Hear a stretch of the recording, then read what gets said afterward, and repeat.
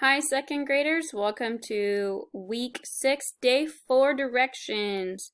For reading today, you are going to read about Katherine Johnson in those paragraphs, and then you're going to answer some questions about her. A lot of these are kind of like the same questions, boys and girls, of kind of what has been asked in previous weeks. So why are they famous? What are some challenges? Where did she study? Things like that, okay?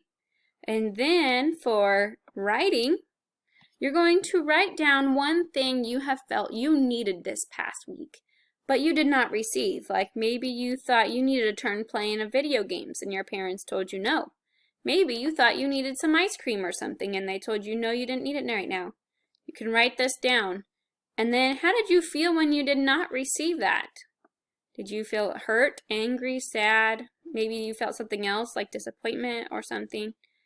And then write down why receiving this was important to you. So they have an example for a sentence, for a complete sentence. I think it was important to take turns and my brother would not let me play when it was my turn. I wanted my brother to listen to me and to be fair. Okay? And then down here on the bottom, using your answers above, what could you have said to your brother or to your mom or dad to help them understand your feelings and your needs or your requests after this happened? So you could say, I felt hurt when I could not have a turn playing video games. Or I would like to be heard and have a turn when it is my turn. Or like I said, if it was like for ice cream, maybe you can say, tell them something about why you thought you needed that ice cream or something like that, okay? For grammar, you're going to have all these words that begin with be. Believe, become, before, between, beware, because, begins, beyond, belongs. Okay? You're going to read these sentences and find where those words would best fit into each of those sentences.